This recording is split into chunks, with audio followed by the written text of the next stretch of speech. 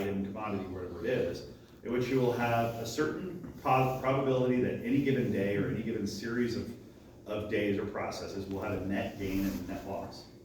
Interestingly enough, not all of them look entirely normal. Many of them have characteristics that might include a offset here, right? So this would be the original system, and then this is the new mean of that distribution, right? What effectively it says is that this stock is more likely to gain, right? This stock here is significantly more likely to lose, right? It's a loser stock. So if the bootstrap constructs for us some model based upon the actual likelihood considerations, what the system of bootstraps looks like is a bit like this, right? I'm going to get a few from over here. I'm going to get a few descriptions, a few repetitions from these.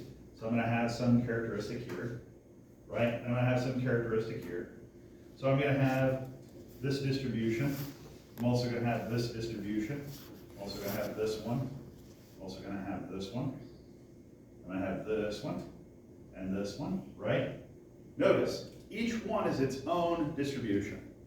Each one has its own mean, right? The likelihood, the expectation, given that particular set of recombinations, resampling of the original core system, right? So the resamples generate for us a variety of different distributions that will say, like I gave the example of beforehand, it's like Doctor Strange in Infinity War, thinking about the possible, going into the world of possible futures, right, quantum reality.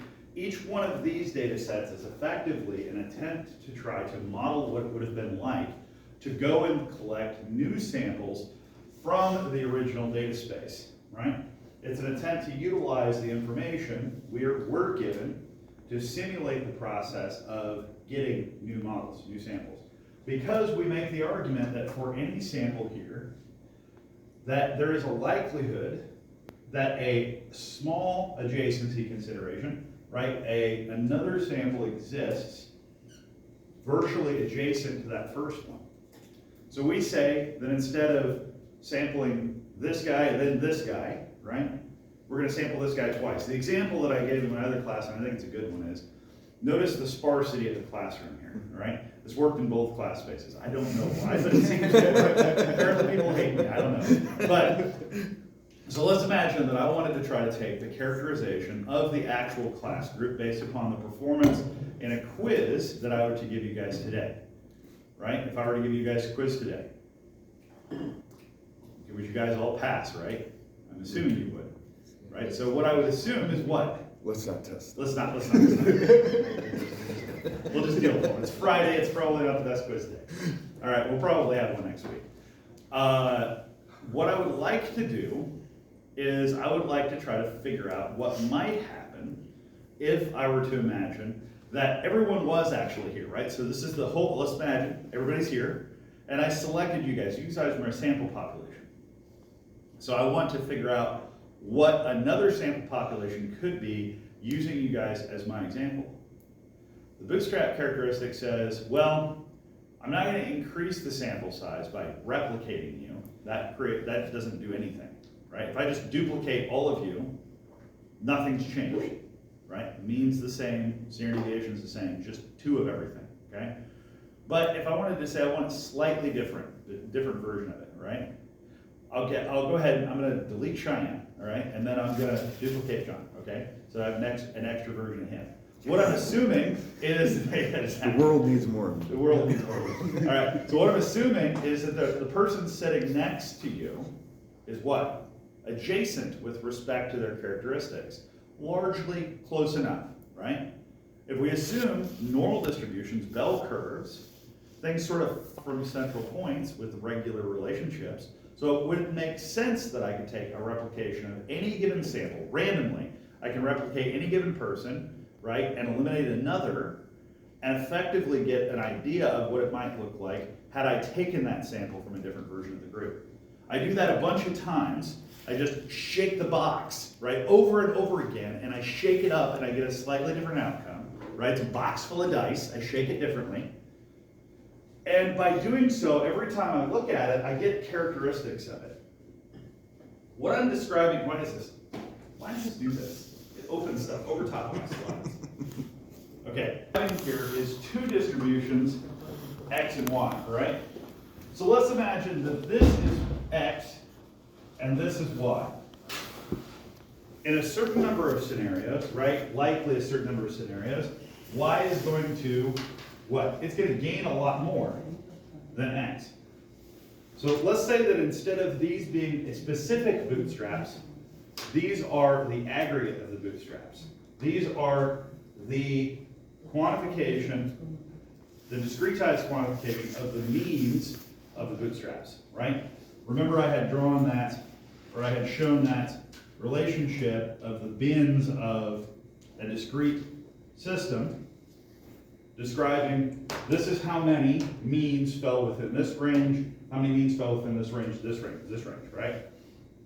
When I think about it, what I want to do is I want to figure out the capture point, right, the range in which most of the values are likely to fall.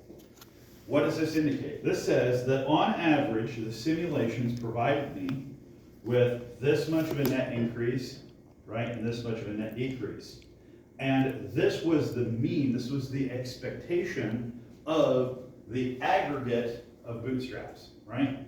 It is the mean of means for a variety of different versions of the data set that could have been assembled utilizing recombinations of the original data. So for two systems, I start off with two different distributions. I resample each of those and I simulate what could happen to those in the future. Right? This is how stock market people do these kind of predictions. They say, all right, this has been this relative historical process that has driven this system of investment, right? We've seen this many days that it gains, this many days that it loses. So I'm going to assume on average, right, this is the return on investment that over any interval you could expect. So the system's going to shift in one direction or another towards a preference of either X or Y. So a maximization of return on investment is going to do what? It's going to minimize relative risk. Relative risk is when we lose money that we had invested, right? So we are going to run a minimization of variance. We say, well, if it's really spread out, right? If this system has a really big spread, right? If this goes from like plus 200, right, down to negative 150, right? That's a big spread of options. There's a lot of things could happen. You could gain quite a bit or you could lose quite a bit, okay? But when we do the bootstraps, we put it all together and we find such that this is like plus 30, right, and minus 15. Something along those lines. So that's a little better, right? It coalesces, it generalizes the center of the system. I'm not necessarily saying that this would create this, because I don't think it would, you know. But we're talking about the idea of variance. What's the idea of variance represent? It is the range over which the values spread. The further the values spread, the more possibilities occur within the probable space. Thus, as I randomly reselect those versions, what's going to happen to bootstraps? They're going to shift over one side to another. They're going to shift way around. They're going to have lots of difference between them. And the aggregate, right, the bootstrap, the average of bootstraps, the quantification of the relative difference in the systems is what?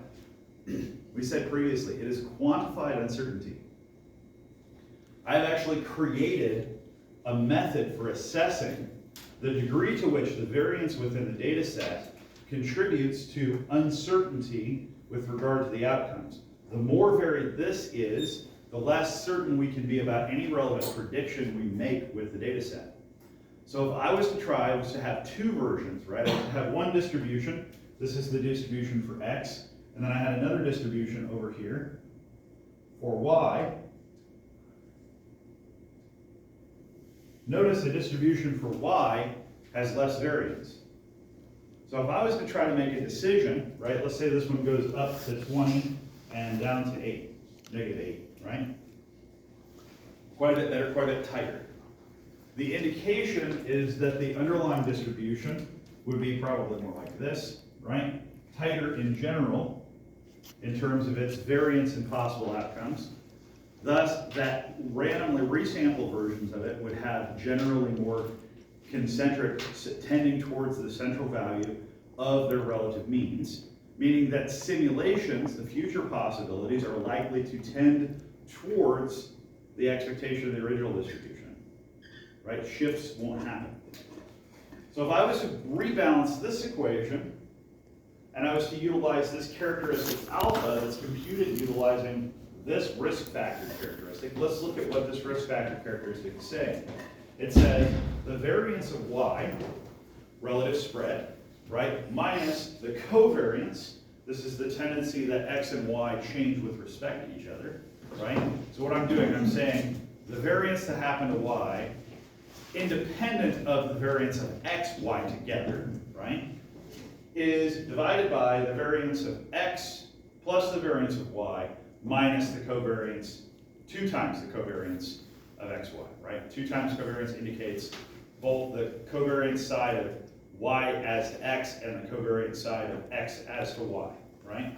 But in reality, what we're doing here is we're doing this ratio, how much y changes with respect to the sum of x and y, right? Minus the relationships of the tie them together, okay? This is effectively a neutralization of the dependence characteristic of it. We note that if you invest in the right stock, right, you can technically drive up another stock. The idea is that a wave lifts all buoys, right? So we're trying to create an independence by eliminating the intertwining of those. We noted that previously we were talking about how do you hold one thing fixed while changing another thing. This is the only way we can do it, right? This is the only way we can do it. We can attempt to try to take away that portion that links the two together. So, by calculating this value, note that this is theoretical again. What we're actually going to do is we're going to calculate actual numericals via estimations of the quantities for the variance. Well, we have methodologies for calculating variance, right? It's just the difference between the expectation of the square and the square of the expectation. And this is going to be for an array. This is going to be for an array of individual means calculated for each of those outputs. Did I show you guys the seeding theory that had the bootstrap run? Oh, yeah. Yeah. Remember that aggregate at the bottom, that quantification was the mean, right? It was the likelihood of each of those means, of each of those random distributions as they were aggregated over time. So if I take the mean and variance of that system, right, the variance is going to be alpha. Alpha is effectively the standard deviation of the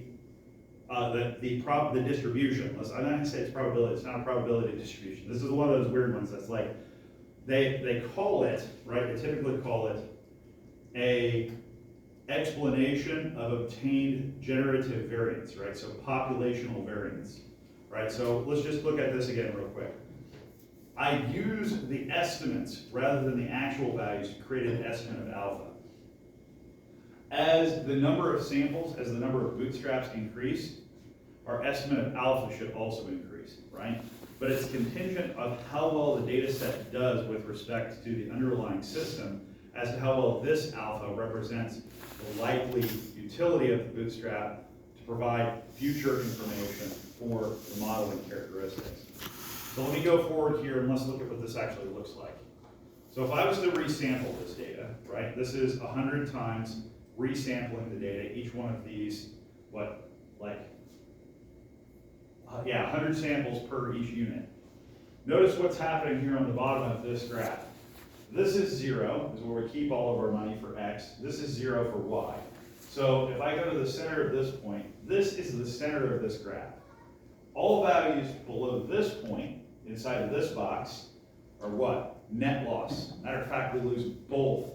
We lose value in both, right? But to this section, I gain money in x, but I lose money in y, right?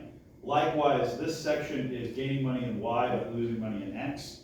And this section here, this is when we get happy, okay? This is both actually gaining value.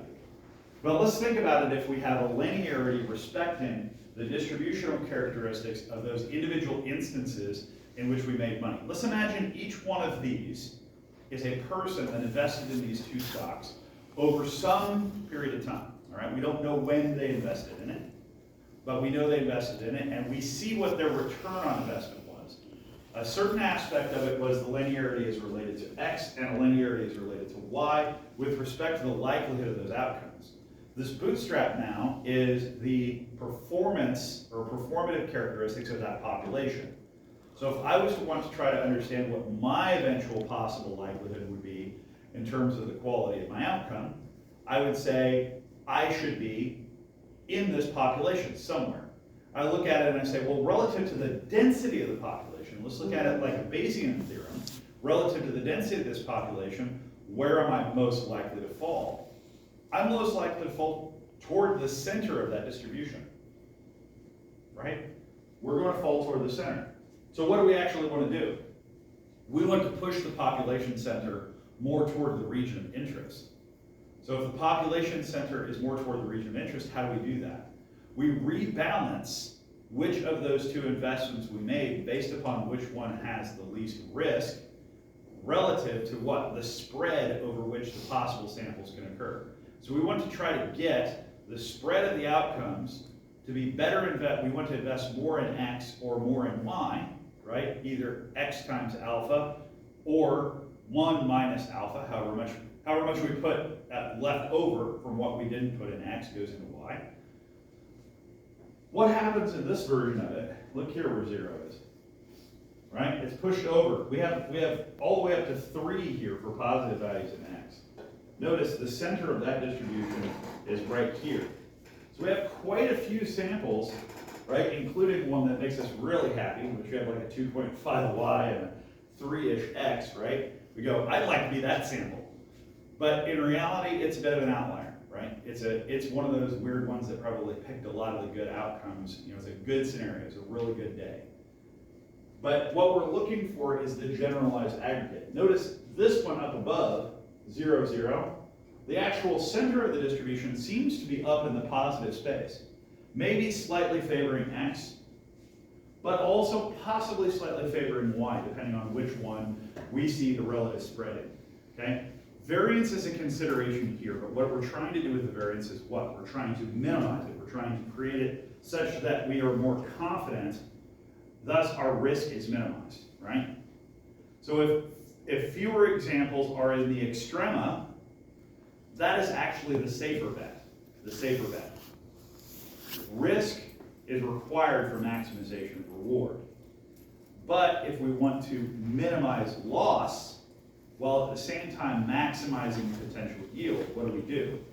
We favor towards something that gives us just a small amount of gain, right, in most of the cases that we simulated, right? As well as a minimum amount of loss in most of the cases we simulated.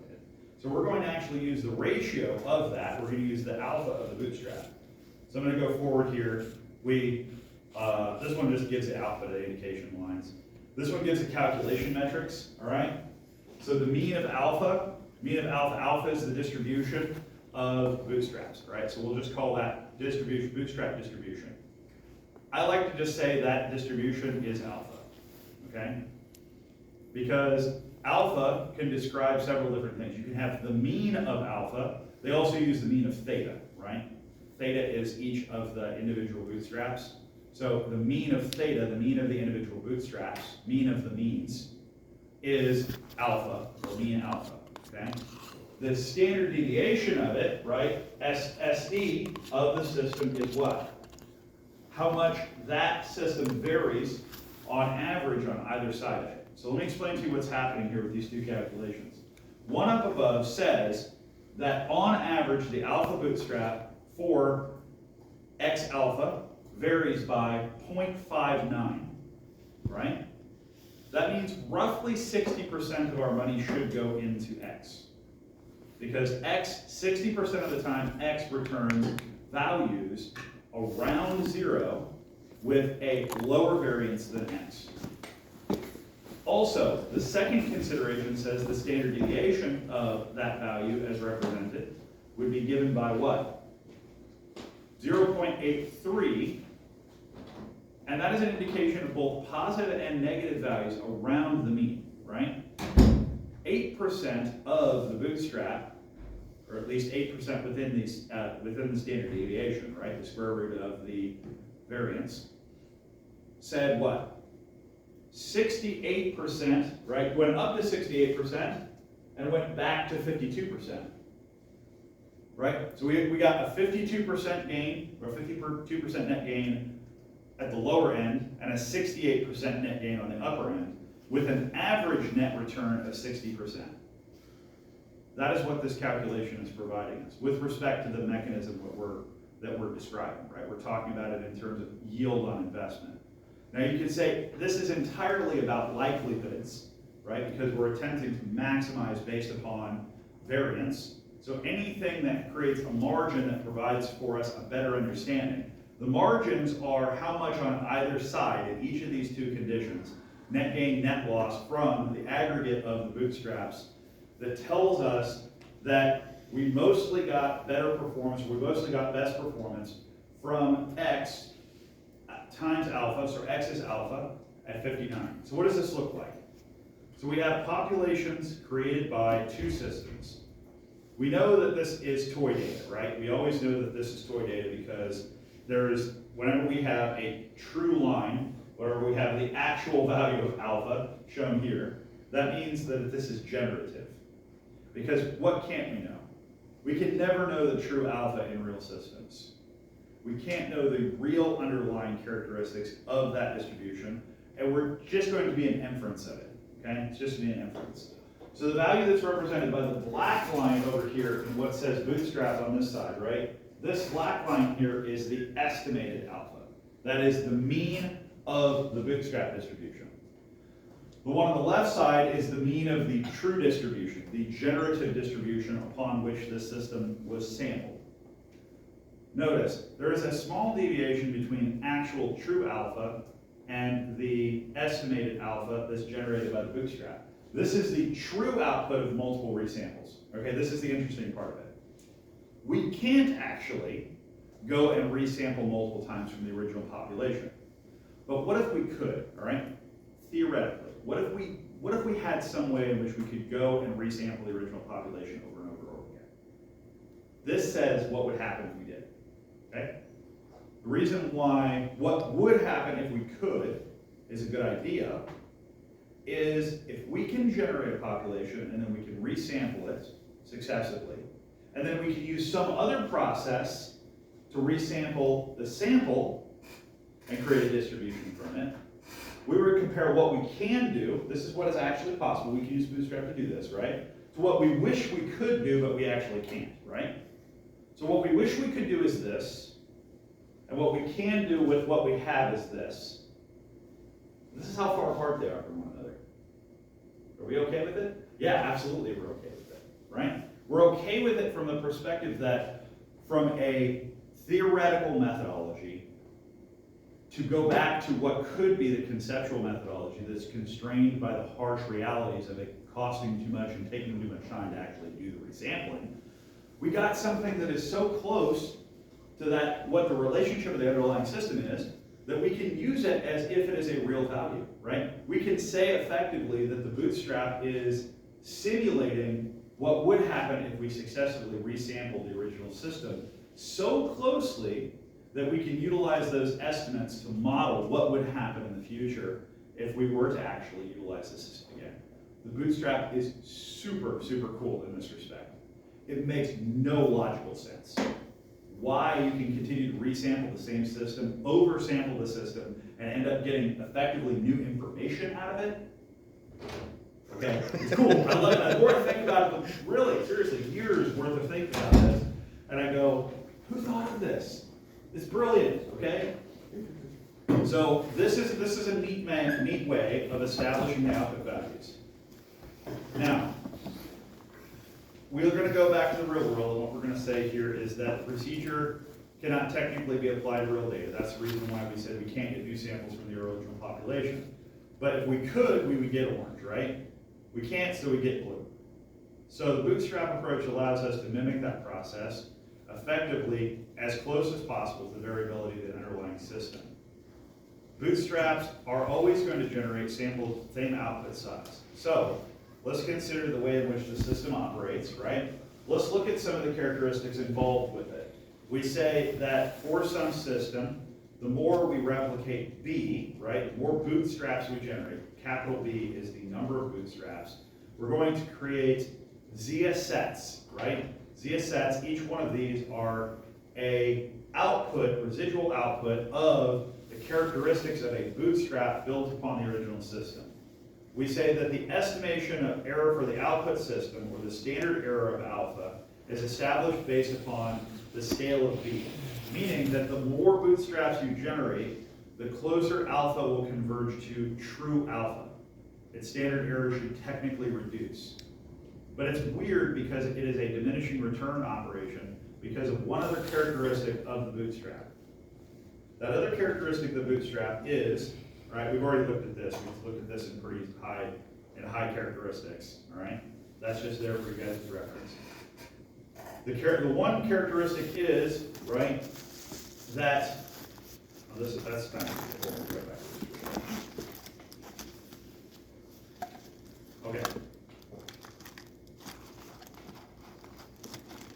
So to estimate the error using the bootstrap, we can think of each bootstrap as a data set within our training example framework for validation. But each bootstrap sample has what? Significant overlap with respect to the original data. About 2/3 of the original data points appear within the bootstrap sample, right? That means that only roughly 1/3 of the data in each bootstrap is a replication of another third of that data set. And that from any given bootstrap to any other given bootstrap, they will have about a 2/3 reflection of one another, right? Each bootstrap will hold 2/3 of roughly the same samples as the previous bootstrap, all right? This holds any individual bootstrap to any individual bootstrap. It's part of the process of the reselection, okay? We didn't talk about exactly how it works, but we largely try to constrain samples to single replacements, right? We only want to duplicate them one time in the data set, because otherwise you can create some weird problems. So you randomly eliminate one sample and then randomly resample another sample in the system. You do that until the quantity reaches a certain amount of replacements in the set. Hopefully, the idea is that if you create enough of these, you'll end up with systems that tend to aggregate around the center of the original data, right? But don't significantly deviate, right? We want to try to understand likelihood of outcomes without huge possibilities of edge case replication. The idea here says that if 2/3 of the original data point appear in the original sample, right, what happens? This will cause the bootstrap to seriously underestimate true prediction error. All right, this is said backwards of the way we've discussed this previously. Let's say it in a different way. It will cause the bootstrap to seriously overestimate test accuracy. Why? Because for any given residual understanding, 2/3 of the data is in the test set, right? With regard to k-fold cross-validation, if you look up here, for k-folds, the kth minus 1 fold, the test set is truly independent and separate. There is no overlap. So we can treat the test set as a true extraction, as if it were the validation set, as if it were a type of holdout. With Bootstrap, you can't treat the performance of any Bootstrap as if it's a holdout, because it's got a 2/3 overlap with the remainder of the Bootstrap data. So you can't treat them as truly independent. You can only treat them as having residual characteristics of the core material in them. And as we said, that characteristic implies something, that the original sample data, right, is equal to training sample data set, but Bootstrap data set validation sample is actually worse. Validation sample will be worse.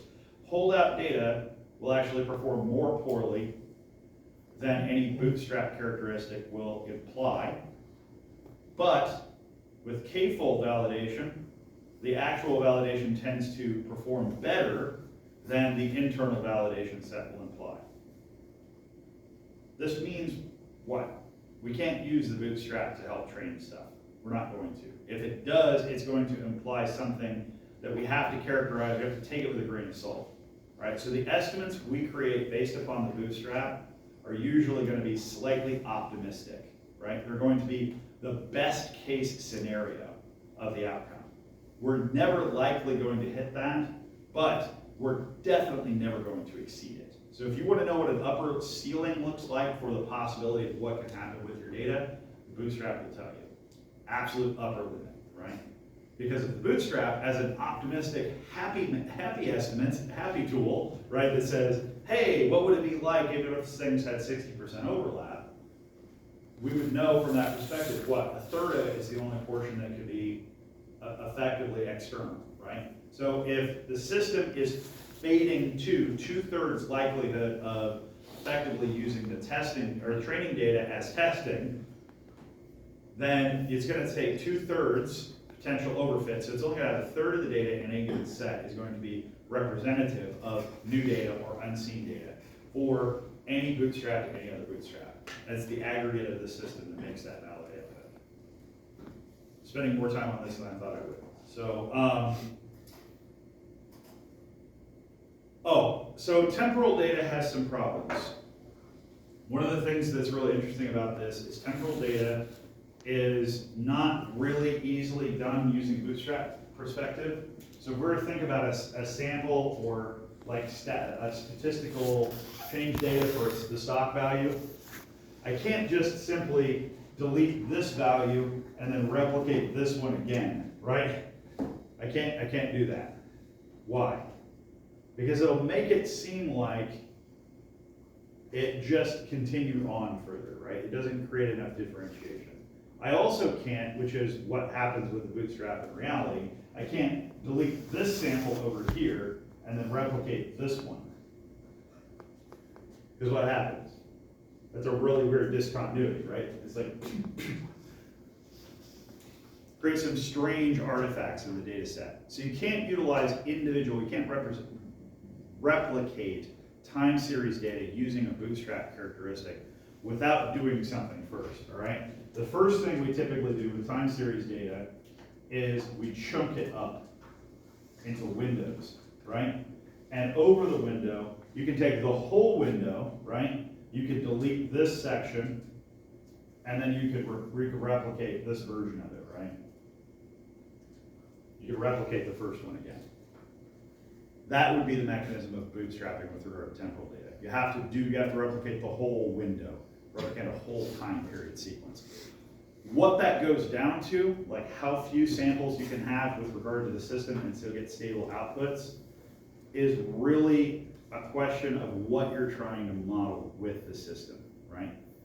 Things like Nyquist sampling rate imply that we're going to understand the characteristics of the system with respect to what it can replicate in the output. So the window of sampling with respect to the bootstrap would be characterized based upon what the immediate frequency phase of the system. So you want to make the window at least 2 times the sampling phase of your underlying characteristic so that you can see the rate of change occurring within the window, right? So you have to think about the characteristics of the system you're attempting to model when you're making considerations of the scale windows for utilizing bootstrap on temporal data.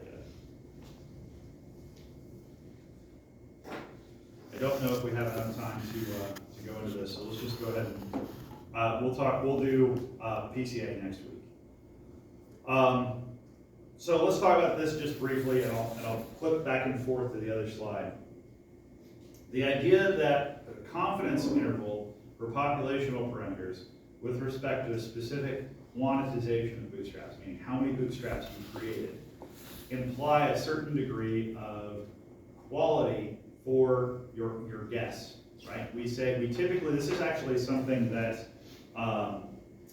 the term margin of error, right? The margin of error can be reduced by increasing the bootstrap numbers. The more bootstraps we create from the original data can try to drive down the ratio between these two numbers, right? 5% and 95th quartiles for the value of approximately 1,000 bootstraps, create a replication of an understanding such that we have a 90% confidence interval over true alpha. Let's look at what we look at there. So we have let's look at the whisker plot, right? We have the actual first standard deviation around the outside of the mean of the distribution. But we also have what? We have the full variance of the system as represented by the lower and upper sections of the whisker plot. So the spread of the system relative to the first standard deviation gives us a relationship of what the quartiles are, right? So roughly 95% of the data should be contained within the first 2 standard deviations of the system. So the remainder of 5% are going to be that 5% of the remaining data. So we'd say that 90% of the overall data will occur within that one range, right? That value, the difference between the value of the offset. The confidence interval is going to be the range of effectively 2 standard deviations away from the mean, right? As given here, that 95th percentile quality minus 5% falling outside on either end of the system is going to be what? 10% of the value is going to fall outside of that first 2 standard deviations, both positive and negative. So we have 90% of the values are going to fall within that first set of quartiles, okay? So we say confidence interval is related to what? I asked this previously.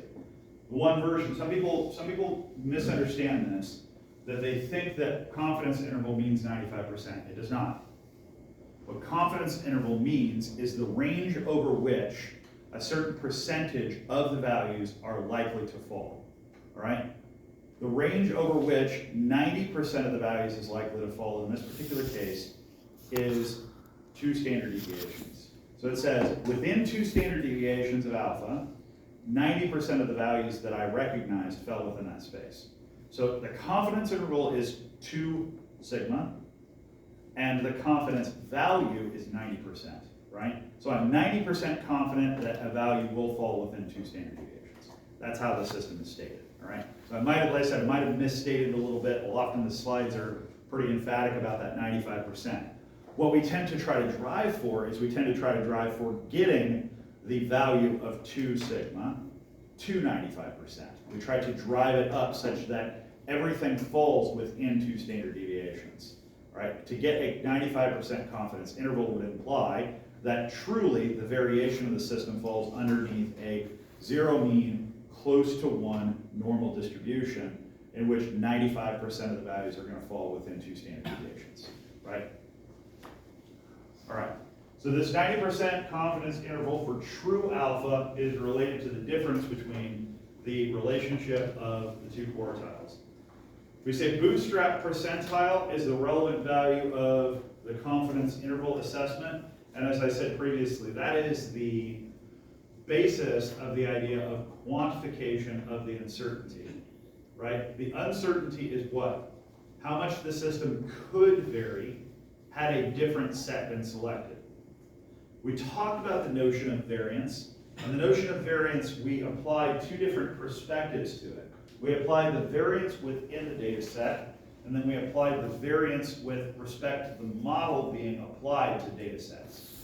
Since variance with respect to the model being applied to 2 data sets increases with respect to the accuracy of the training set, but decreases with respect to the testing set, what do we want to do? We want to characterize what the likely distributional aspects of the testing set could be by simulating a variety of other possible versions of the data set in order to give us an idea of what it is possible for us to encounter in the future.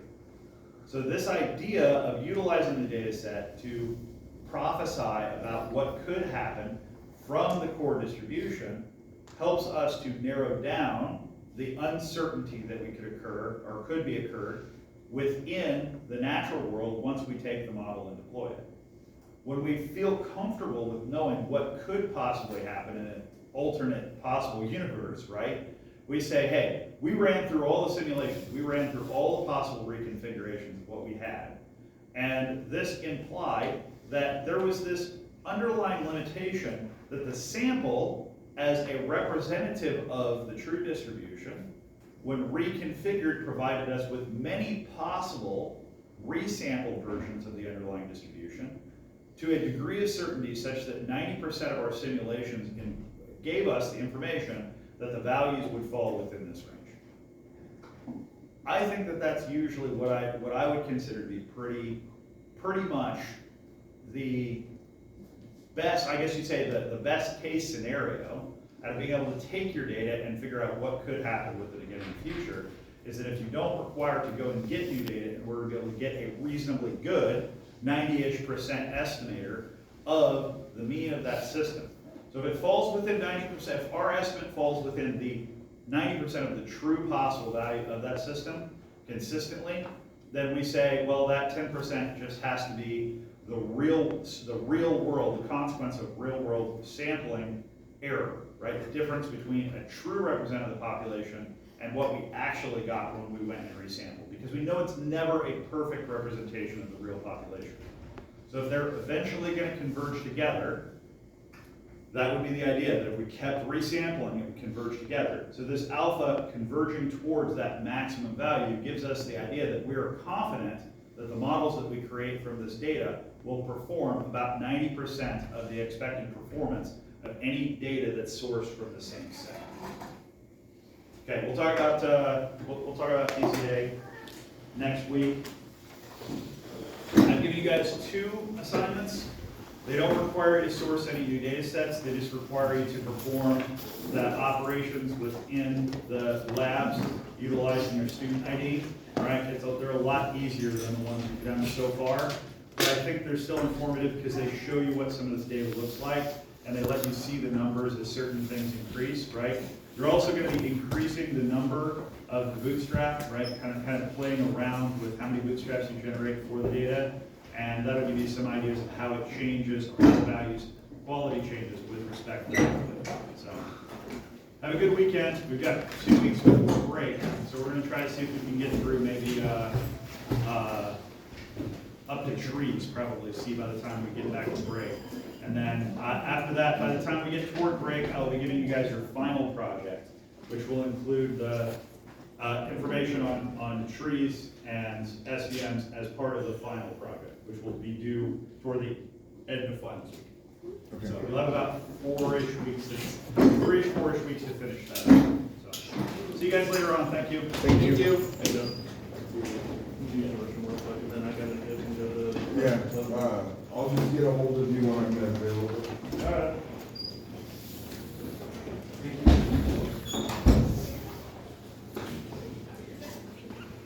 Have a good one.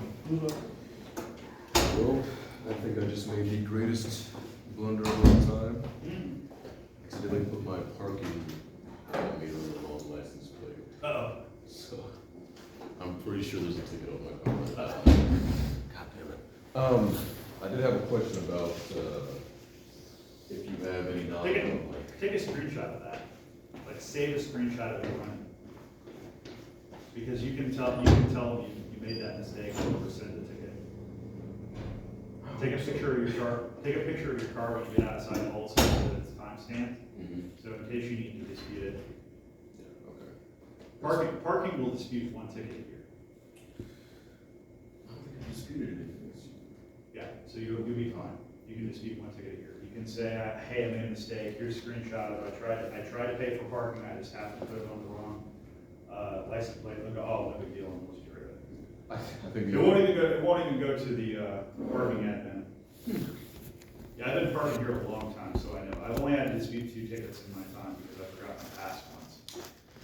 I think. No, I find it completely humorous